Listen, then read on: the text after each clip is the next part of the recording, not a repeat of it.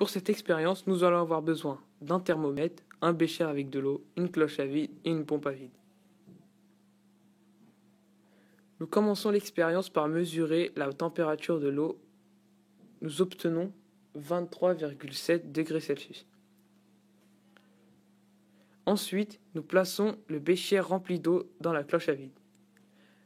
La cloche à vide est reliée à deux tuyaux, un en contact avec l'extérieur et l'autre qui la relie à la pompe à vide. Nous fermons celui en contact avec l'extérieur pour bloquer, empêcher le passage de l'air à l'intérieur de la cloche à vide. Nous laissons ouvert le tuyau le reliant à la pompe à vide. On actionne ensuite la pompe à vide. La pompe à vide aspire ici toute l'air à l'intérieur de la cloche. La pression augmente alors. En effet, quand on soulève la cloche, elle reste collée. Cela prouve que la pression à l'intérieur de la cloche est inférieure à la pression atmosphérique.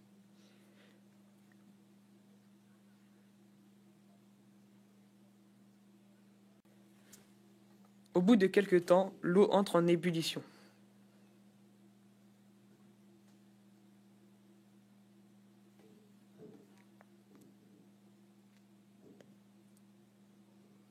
Après cela, nous éteignons la pompe à vide et réouvrons le tuyau qui laissera rentrer l'air à l'intérieur de la cloche. La pression redevient donc la même que la pression atmosphérique. On le voit par la liquéfaction de l'eau sur les parois.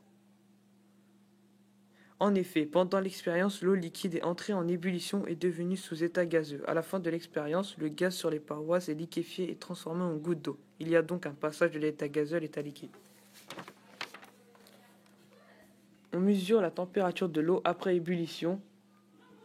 C'est égal à 23,2 degrés Celsius. C'est inférieur à la température d'ébullition normale à 100 degrés.